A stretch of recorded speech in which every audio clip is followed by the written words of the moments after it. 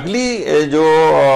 چیز آتی ہے اس میں، جو شرط آتی ہے، وہ ہے مرتکز ذہن کے ساتھ ڈوب کر دعا کی جائے، یعنی پوری کنسنٹریشن کے ساتھ دعا ہو، اور اپنی دعا کو آپ خود پوری فیل کریں، محسوس کریں۔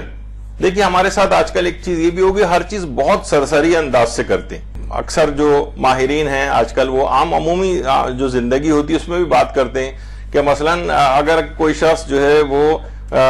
ٹوتھ پیسٹ جو ہے وہ کر رہا ہے تو اس کا فوم بھی اپنے منہ میں محسوس کرے، چیزوں کو انجوائے بھی کرنا سیکھے انسان۔ تو اگر دعا کر رہا ہے تو اس کے اندر خود اپنی ایک روحانی انجوائمنٹ ہے، تو مرتکز ذہن کے ساتھ اور ڈوب کر اگر دعا کرے گا تو اس کو زیادہ اثر پذیری رکھے گی، بنسبت اس کے کہ دماغوں میں خیالات اس کو ادھر ادھر اڑائے پھر رہے ہیں اور وہ بس ایسی بس اوپری دل سے اور سرسری طور پر دعا کر رہا ہے۔ تو ایک شرط یہ ہے کہ مرتکز ذہن کے ساتھ یعنی کنسنٹریشن دیتے ہوئے ڈوب کر دعا کرے۔ دیکھیے جب بھی حضرت امیر المومنین علیہ السلام فرماتے ہیں اللہم صلی علی محمد وعلی محمد،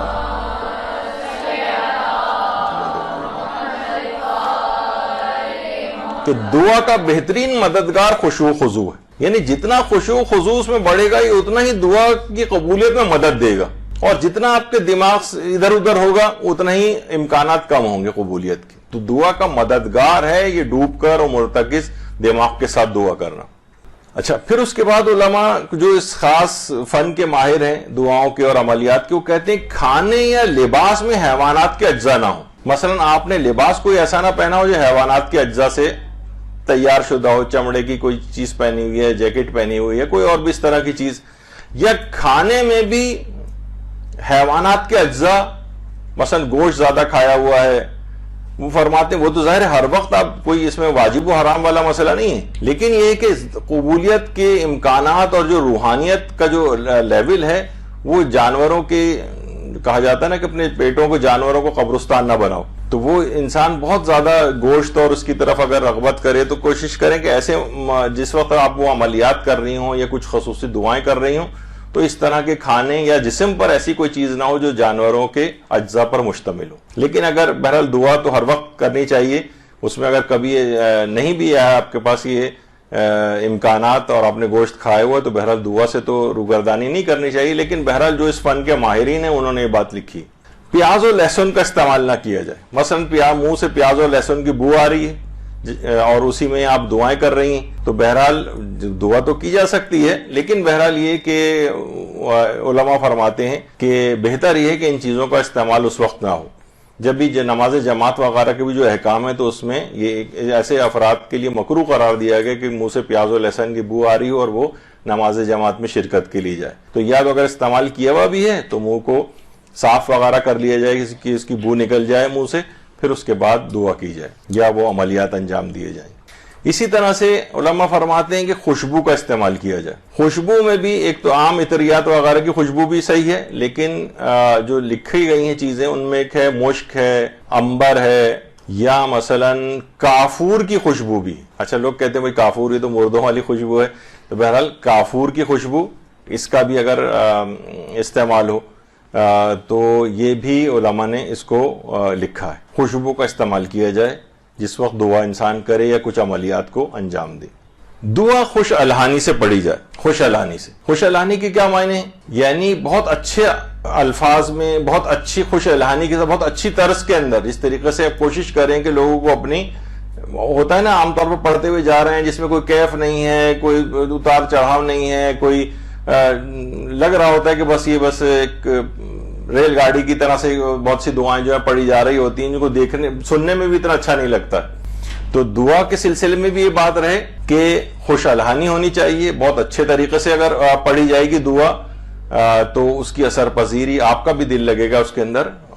بہترین طریقے سے دعا کرنی چاہیے۔ اچھا، جو بھی اعمال کریں، اذکار کریں اور دعائیں کریں اس سے پہلے استغفار بھی کرنا چاہیے، استغفار کرے انسان۔ اچھا، یہ بھی روایت میں پیغمبر نے فرمایا کہ جو شخص نماز عصر کے بعد 100 دفعہ کہے استغفر اللہ و اتوب الیہ تو اللہ اسے 3 انعامات عطا فرمائے گا، جس میں ایک ہے گناہ معاف کر دے گا، اس کے رزق کو کشادہ کرے گا اور اس کی دعائیں منظور کر لے گا۔ یعنی عصر کے بعد 100 مرتبہ استغفر اللہ و اتوب الیہ، یہ اگر کوئی شخص کہے۔ اور استغفار کو جامع ترین دعا کہا گیا ہے۔ دیکھیے بہت سے لوگ یہ سوال کرتے ہیں امام خمینی نے بھی اس کو بہت اس طور پر لکھا ہے کہ جب آئمہ اور ہمارے پیغمبر اکرم معصوم ہیں تو پھر وہ استغفار کیوں کرتے تھے؟ پیغمبر ایک ایک وقت میں 70 دفعہ استغفار کرتے تھے، آپ اگر تو یہ پھر کس چیز کا استغفار کرتے تھے؟ اس کے بہت سارے جواب ہیں، اس میں سے صرف ایک ابھی میں جواب دوں گا، وہ یہ کہ استغفار کرنا بذات خود ایک عبادت ہے، اس کا تعلق گناہ سے بھی نہیں ہے۔ یعنی آپ جب اس وقت آپ کہتے ہیں استغفر اللہ و اتوب الیہ، مثلا کوئی شخص نے بالکل سچی توبہ کر لی اور اس کے بعد جو ہے وہ ابھی کوئی گناہ اس کے ذمہ نہیں ہے، کوئی نیا گناہ بھی اس نے نہیں کیا ہے، تب بھی اس کے لیے استغفار کرنا مستحب ہے، کیونکہ استغفار کرنا بذات خود ایک عبادت ہے۔ اب یہ جو ائمہ اطہار یا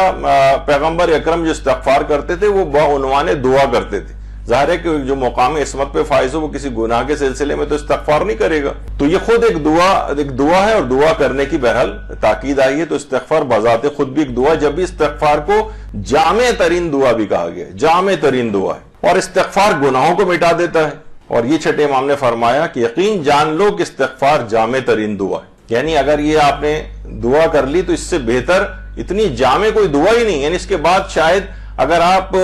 کوئی دعا اپنی کرنی بھول بھی جائیں یا تو پروردگار بغیر کہے ہی، جیسے کہا جاتا ہے کہ سحر کے وقت استغفار کرنا،